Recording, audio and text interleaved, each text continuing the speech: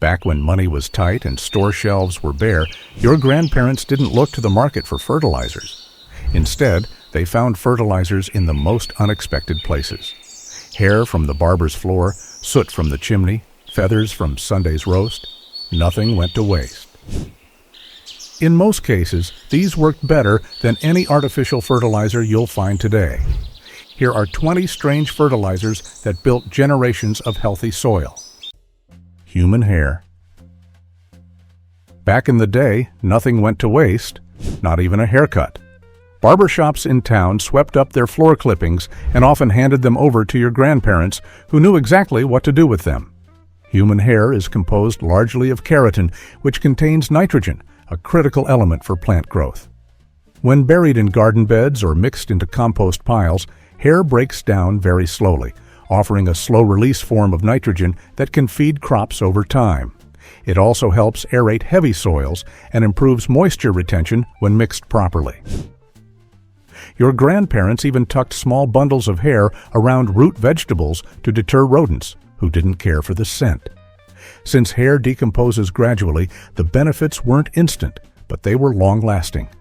This made it an ideal addition for long-season crops like corn, cabbage, and squash. Those who used it often saw greener leaves and more vigorous growth in nitrogen-hungry plants without spending a cent on synthetic fertilizer. Fish guts and heads.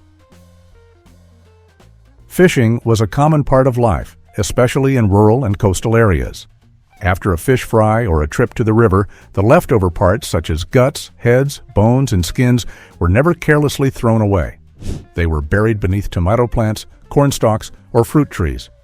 As these remains broke down, they released a rich mix of nutrients: nitrogen from proteins, phosphorus from bones, and micronutrients like calcium and potassium. This slow decomposition created a natural time-release fertilizer that strengthened root systems and boosted flowering and fruit production. It also encouraged microbial life in the soil, which plays a key role in nutrient cycling. To prevent pests or odors, gardeners made sure the fish parts were buried deeply, usually 8 to 12 inches down. This kept animals from digging them up and ensured nutrients stayed where roots could eventually reach them. The method was especially popular before commercial fertilizers were readily available and provided a reliable way to reuse natural waste while enriching the garden bed. Rabbit droppings. Unlike many types of manure, rabbit droppings didn't need composting before they could be used in the garden. This made them incredibly convenient for families who raised rabbits for meat or fur. The pellets are small, dry, and mild, rich in nitrogen and phosphorus, yet low enough in ammonia not to burn plants. They could be scattered directly onto vegetable beds, worked into the soil around perennials, or steeped in water to create a manure tea. Rabbit manure also contains trace elements like zinc and calcium, offering a more balanced nutrient profile than some larger livestock manures. As the pellets break down slowly, they continue feeding plants over time while also helping to improve soil texture. Many gardeners considered them a perfect all-purpose fertilizer, especially for leafy greens, root vegetables, and heavy feeding crops. For those who kept hutches in the backyard, the fertilizer was both abundant and effective. Wood ash. Before the days of central heating, wood stoves kept the home warm and produced a valuable byproduct in the process. The gray-white ash left behind after burning hardwood was collected and stored in covered barrels or bins to be used in the garden come spring.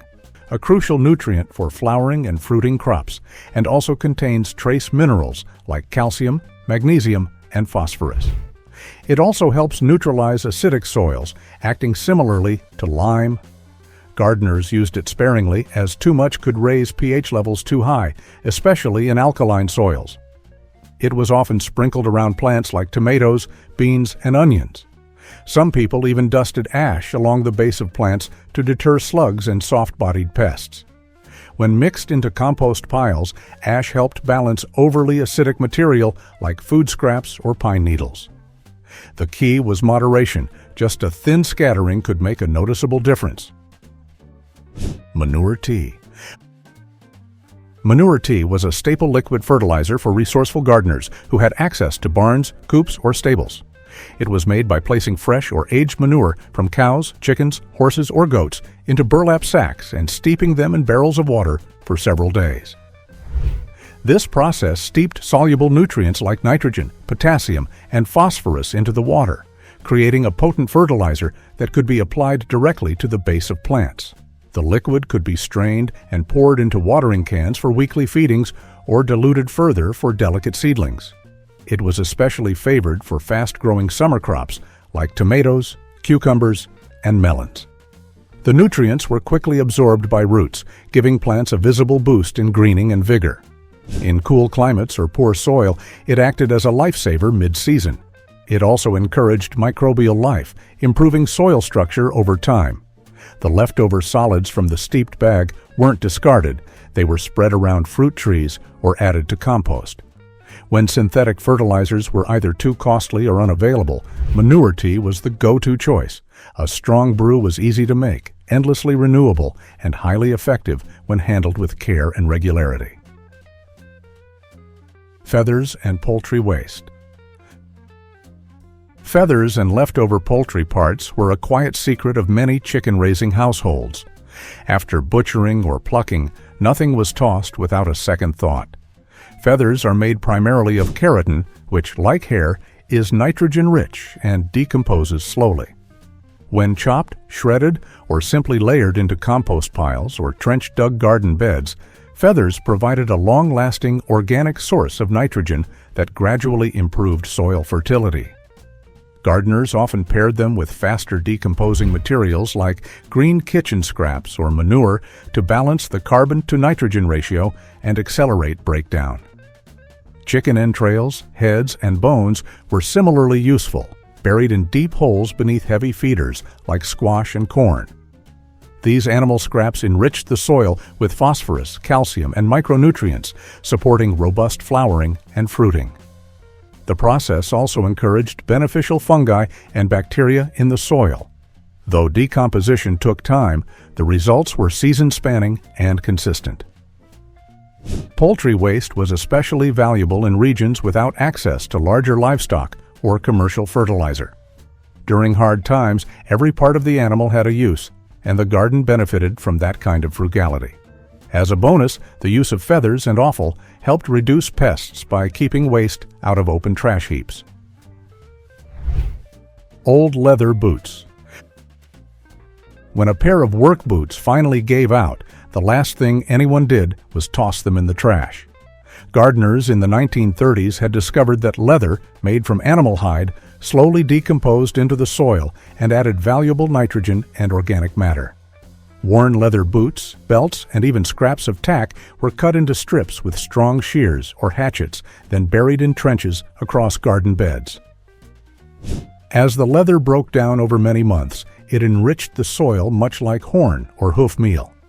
This made it especially useful for crops that stayed in the ground a long time: cabbage, rhubarb, asparagus, and even young trees.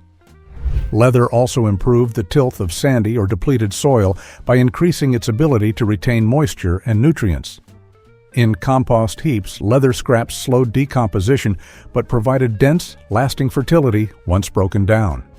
Some gardeners even salvaged boot soles with metal removed and laid them at the bottom of planting holes as a long-term feeding system. The technique wasn't fast, but in hard times it meant one less thing wasted and one more layer of nutrition cycling back into the earth. Even old laces were composted if they were natural fiber. Milk or sour milk. Dairy waste wasn't discarded in the 1930s. When milk soured or separated, it was set aside for the garden. Rich in calcium, proteins, and a small amount of nitrogen, milk helped strengthen cell walls and supported vigorous plant growth, especially in tomatoes, peppers, and brassicas. It was typically diluted, 1 part milk to 4 parts water, to prevent sour smells and potential fungal issues. This solution was poured directly at the root zone or occasionally sprayed onto leaves as a foliar feed. The lactic acid in sour milk also fed beneficial bacteria in the soil, supporting microbial activity that improved nutrient uptake and disease resistance. Some gardeners used it to treat blossom end rot, a calcium deficiency that causes fruit to break down. In regions with soft or acidic soil, milk applications helped rebalance mineral content without commercial lime. Old-timers also applied it to compost piles as a microbial kickstarter. Cheese whey and buttermilk, both byproducts of home dairy making, were used similarly. As long as application was sparse and rotated with other methods, milk provided real value without attracting pests. The key was not excess, but regular, mindful doses that turned waste into garden fuel. Soot from chimneys.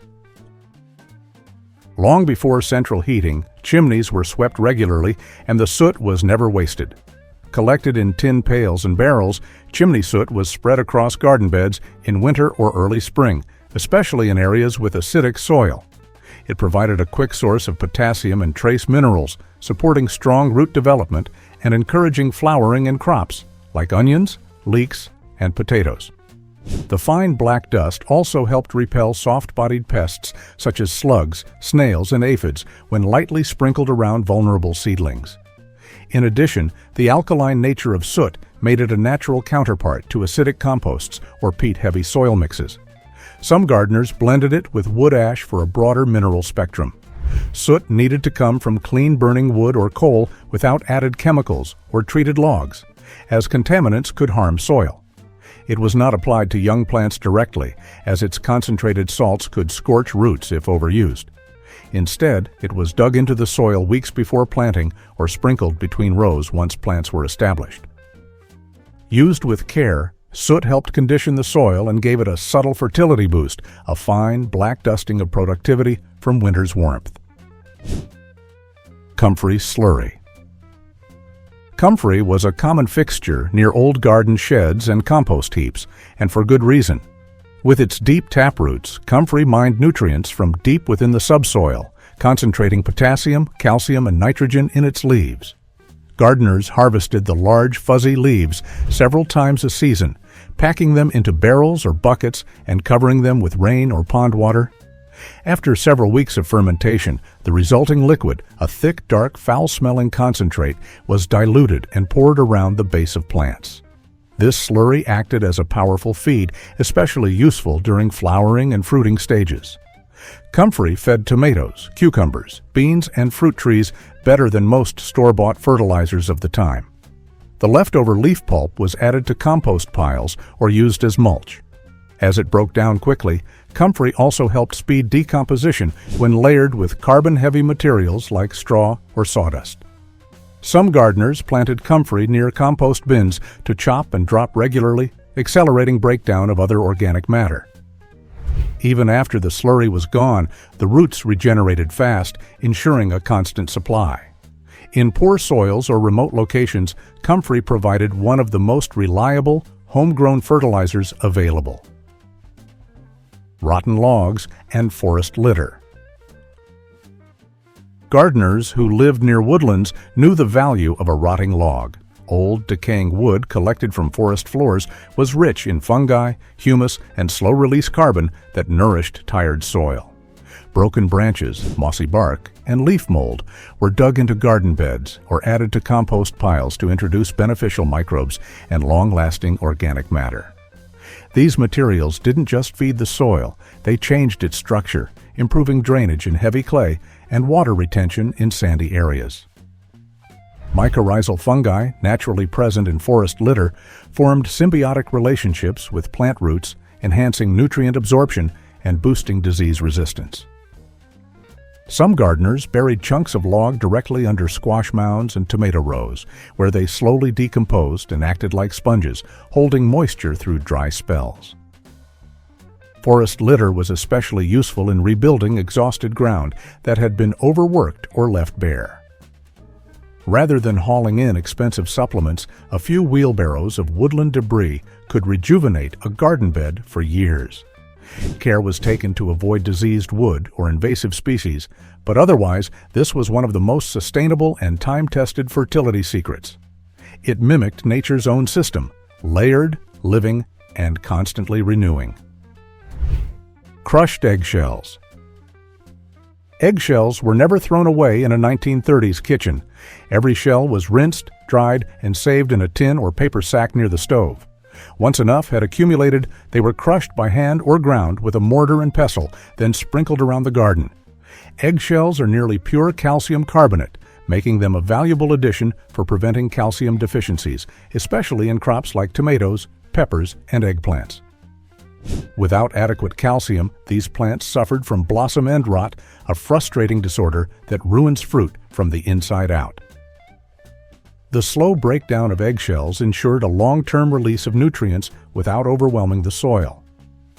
Some gardeners mixed finely powdered shells directly into seed, starting mix or potting soil for transplants. Others brewed a shell tea by soaking crushed eggshells in water for several days before watering the base of plants. Besides nutrient value, sharp-edged shell bits help deter slugs and cutworms when sprinkled around young seedlings. When combined with compost, eggshells also helped moderate pH and added texture to the finished material. With a steady supply from the kitchen, this humble waste product became a cornerstone of backyard fertility management. Blood from slaughter. In rural households where chickens, rabbits, and more were butchered for food, the blood was never discarded casually. Rich in nitrogen, iron, and trace minerals, it became one of the most potent natural fertilizers available to home gardeners. Fresh blood was either diluted with water immediately or dried and stored as blood meal for later use. In its liquid form, it was used sparingly around nitrogen-hungry crops like corn, spinach, and lettuce. The high nutrient concentration made it fast-acting, visibly greening plants and accelerating leaf growth within days. It also helped boost microbial activity in the soil, encouraging healthy root development. Dried blood was crumbled and worked into beds before planting or mixed into compost to raise nitrogen content. The smell of fresh blood could attract animals if applied carelessly, so gardeners buried it deep or surrounded treated beds with deterrents like wood ash or thorny clippings. Though not suited for every crop or soil type, it was invaluable during the spring planting push when nitrogen demand was at its peak. For families who raised their own meat, this method closed the nutrient loop and ensured no part of the animal was wasted. Ground bones. After slaughtering or preparing meat, bones were gathered and set aside, not just for broth, but for the garden. When crushed into small fragments or ground to a powder, bones became an excellent source of phosphorus and calcium. These nutrients are vital for root development, fruit production, and overall plant strength. Some families boiled bones first to soften them, then crushed them with hammers or meat grinders. Others buried them whole in trenches beneath fruit trees and heavy-feeding crops like corn and squash, allowing them to decompose gradually over several seasons. Bone meal could also be added to compost piles to balance out nitrogen-heavy materials like manure or kitchen waste. For seed-starting beds, a small handful of ground bone worked into the soil improved early root growth and increased resistance to transplant shock. The calcium content helped stabilize soil pH in acidic conditions, while phosphorus promoted flowering and fruiting. Gardeners took care not to overuse it, as high phosphorus levels could interfere with micronutrient uptake. But in moderation, ground bones were among the most reliable slow-release fertilizers in a time when every scrap was repurposed. It was a gritty, labor-intensive method, but one that delivered lasting rewards beneath the soil. Seaweed. For coastal gardeners, seaweed was a seasonal treasure washed up after storms.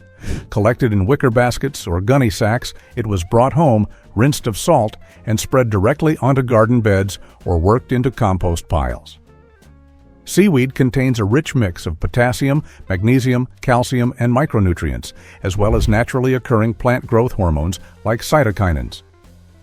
These hormones stimulated root development and helped plants recover from transplant shock or stress. Unlike manure, seaweed didn't need aging. It could be applied fresh and broke down quickly. It also improved soil structure by encouraging moisture retention and supporting beneficial microbial activity. When layered as a mulch, seaweed suppressed weeds while slowly feeding the soil underneath.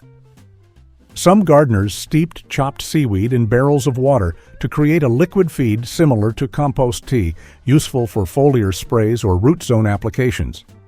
Inland families who visited the coast often brought back bundles to dry and store for later use. Seaweed lacks nitrogen, so it was often paired with manure or other nitrogen sources for balance. In poor, sandy soils especially, it made a dramatic difference, restoring fertility with minerals pulled straight from the sea. Banana skins. Banana peels were more than just kitchen scraps. They were a targeted fertilizer for plants needing potassium and phosphorus. Your grandparents often cut the peels into small strips and buried them at the base of rose bushes, tomato plants, or fruit trees. As the peels decomposed, they released minerals essential for strong stems, improved flowering, and better fruit development. Potassium helped regulate water movement in plants, while phosphorus supported root health and seed production. Some gardeners dried the peels and ground them into a fine powder to sprinkle directly into planting holes.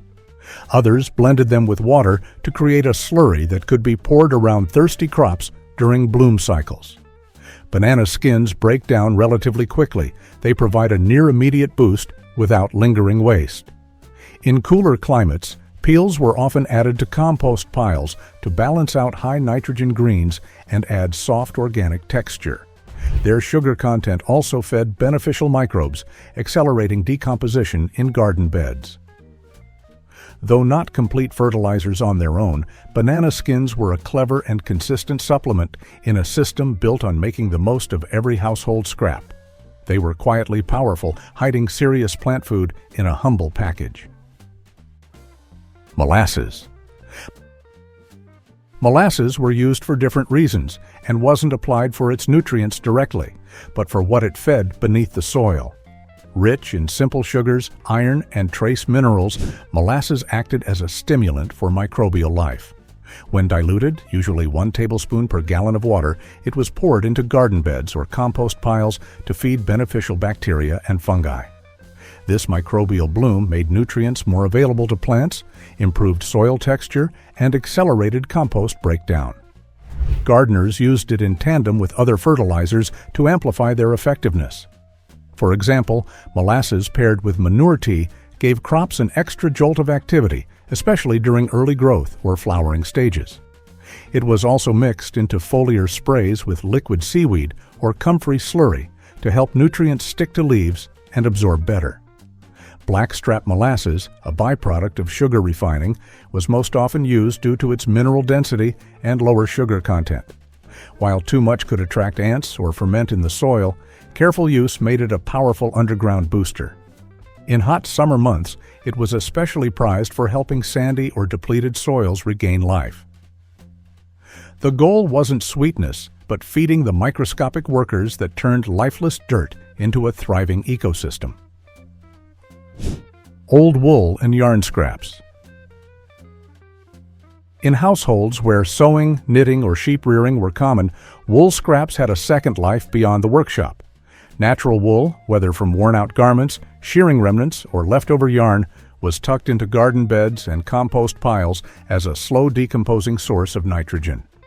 As it broke down, wool released nutrients gradually, providing a steady supply for long-season crops like pumpkins, cabbage, and leeks.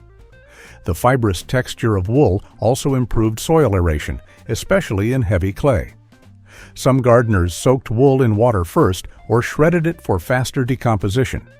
It was also used as a mulch under strawberry plants or around perennials, where it retained moisture while deterring slugs and suppressing weeds. Wool's natural lanolin helped repel certain pests, and in cooler climates, the insulating layer protected roots from sudden cold snaps. Gardeners avoided synthetic fibers or dyed yarns, focusing strictly on untreated wool to prevent chemical residue in the soil. This method wasn't flashy, but it was highly effective, especially when garden inputs were limited and textile scraps were readily available. The wool's slow breakdown meant one application could last an entire season or more, feeding soil organisms as it quietly vanished beneath the surface. Spoiled grain or bread. Even stale bread and spoiled grain had a role in the old garden. Rather than toss moldy rolls or infested oats, families crumbled them up and dug them into compost piles or directly into planting rows. These carbohydrate-rich foods provided a valuable energy source for soil microbes and compost fungi, speeding up the decomposition of tougher materials like straw, leaves, or sawdust. Mixed into cold compost piles, spoiled bread helped balance out woody or dry inputs and boosted microbial activity. Gardeners took care to bury these scraps deep, avoiding rodents and keeping pests away from the surface.